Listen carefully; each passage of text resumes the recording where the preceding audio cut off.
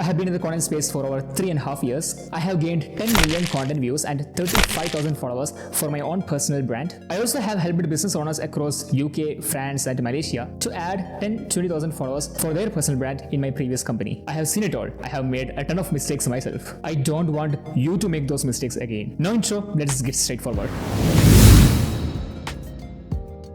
I hate to say this because it is so obvious to me, but you are not a coach, consultant, founder or entrepreneur. You are you. So many people cover themselves up with a shield containing some random keywords like communication coach, YouTube marketing expert, video consultant or whatever it might be, thinking that will help them attract million-dollar opportunities. The truth is, nothing is really happening apart from you getting stimulation from the words you have wrote in your social media descriptions. Plus, you're getting too much away from who you really are, putting you in a situation where you're no longer excited to make content. As a result, you become inauthentic to your audience, leading to not have an image in the minds of people. Because there's a huge gap between who you are, what you want to share, with who you are right now and what you are sharing. Creating a fake archetype of yourself, leading to a point where people no longer care about your brand. Now, this can get confusing. It is supposed to be. I could not recommend you enough to stop looking around and watch this video carefully. The question here is, what is the difference between someone who calls themselves up as a personal branding video creation expert and someone who talks about personal branding and video creation all the time but not calling themselves up as an expert?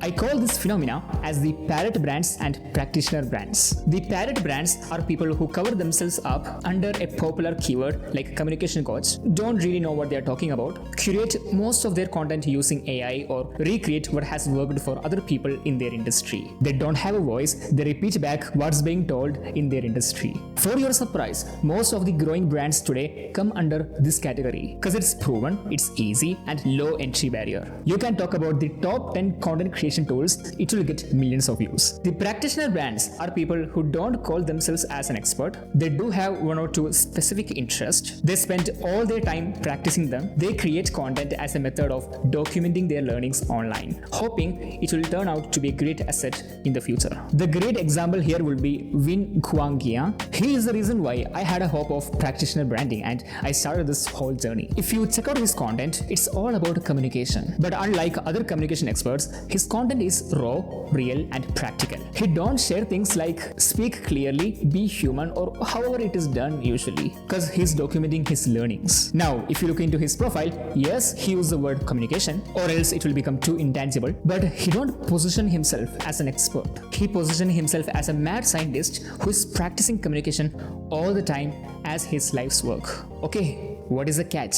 Someone who is practicing communication as his life's work will and continue to have more honor, respect, authority and credibility than someone who is in the business of communication coaching. People are willing to spend more money on someone who is obsessed with communication than someone who is obsessed with building a business around communication. Now, I'm not saying you should not have a business, you should not promote yourself. You need those to profit of your skills, but you need a practitioner brand to make people trust and buy from you in the first place. I'm doing the same. Most of my content ideas come from conversations I have with people in my WhatsApp community, link in the description to join. They are raw, real and practical. Stuff you never heard before because it is the result of self-reflection and documentation, not curation by any means. That's all for today. I hope you enjoyed this. Like, subscribe, share. Hopefully, I will see you on the next one.